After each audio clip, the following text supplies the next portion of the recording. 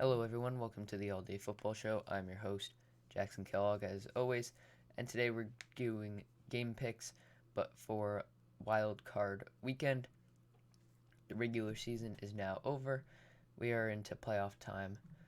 14 teams left, only one will make it through all the way to the end. So, getting right into game picks.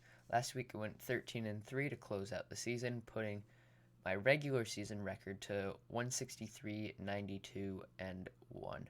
Upset win of the week goes to the Giants for being able to knock off the Cowboys at home to close out their season, and it gave them a chance at the playoffs, but they eventually were not able to get in. And not surprised goes to the Bills, who just ran up the score on the Dolphins, winning 56 to 21, or score somewhere around that. But Bills had 56 points. And teams on bye this week for getting the first seed are Chiefs and Packers, both in their respective conferences, so they do not have to play this week. So the first game of the week is the Colts against the Bills. The Colts snuck into the playoffs after a loss by the Dolphins to the Bills. The Colts have played okay this year. They've been able to get wins when they need to, but when they have to face a team that has been competitive and a playoff team, the Colts have been on the short end of the stick and losing most of those games. So I do think the Bills take the win in this one. The Bills have been able to beat legitimate opponents in the Steelers, the Dolphins. They've been able to beat these tough teams where the Colts just haven't been able to do that. So I think the Colts are going to take an easy exit here, and Phillip Rivers is going to be out of the playoffs yet again. Rams Seahawks. Jared Goff is still questionable for this game, but even if he was in this game, I don't know how much it would matter because the Rams defense is good, and I do think they have a chance to stop the Seahawks offense. But this Rams offense has just been inconsistent, and the Seahawks defense is finally catching up to speed and being a fairly decent defense. So I don't know if the Rams are going to be able to score enough, whether it's Jared Goff or John Wolford at the quarterback spot, which is why I give the Seahawks the win. The Rams aren't as acclimated to the playoffs as the Seahawks are. The Seahawks are there every year. They compete every year. The Rams, they're in and out. They went to a Super Bowl, yes, but other than that, they haven't done a crazy lot in terms of playoffs. So I do give this to the Seahawks.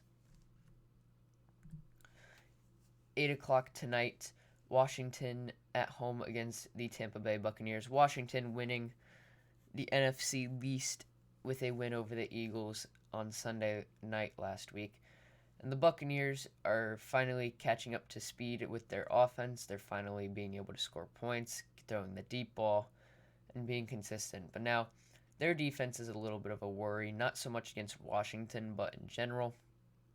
Their defense is either really good or really bad in a game. They don't really have an in-between.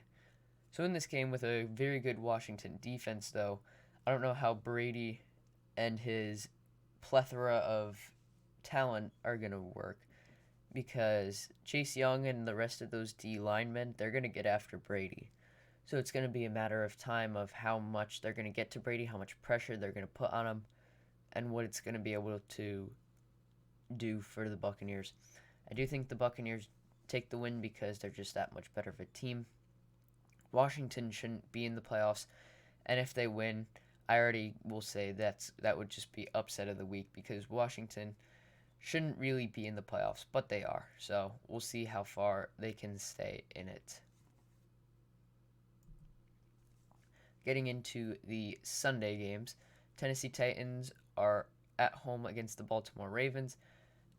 The Titans have been led by Derrick Henry, who hit 2,000 yards on the ground this year, only the second running back in NFL history to be able to do so. Whereas the Ravens are coming in, they didn't have a great middle of the season, but they closed out the season well.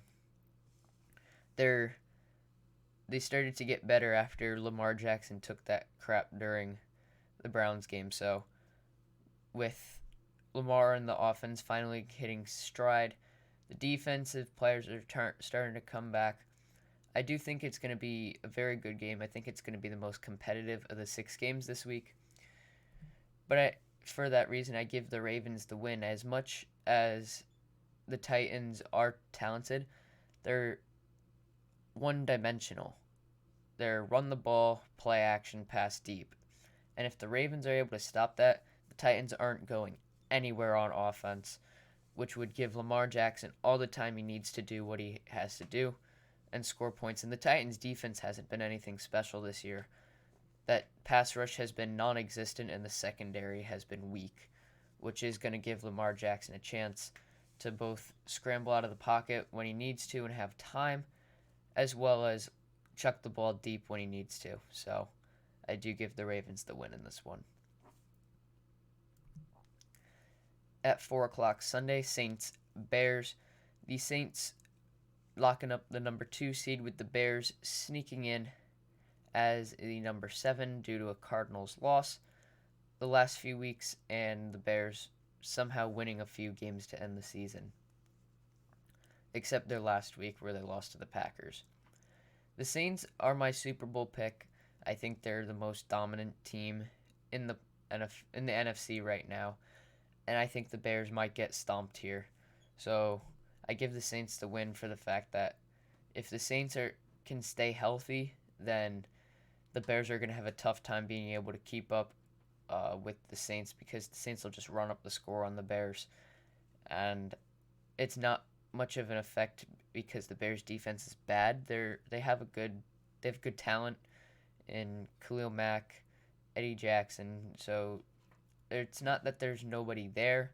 It's just that eventually, with the Bears offense being flat, that offense goes through David Montgomery. So if the Saints can stop that, then it's an easy move forward for them. So Saints win. 8 o'clock Sunday, Steelers Browns. They just played last week, but the Steelers were not playing their starters, and the Browns took the win. These teams are 1-1 this year against each other, and it's going to be a very interesting matchup because the Steelers, Ben Roethlisberger has shown signs of slowing down. The offensive line they have isn't what it used to be. The receivers have been dropping the ball lately. So that gives the opportunity for a Browns defense, which isn't the greatest. They're not terrible, but they're not great.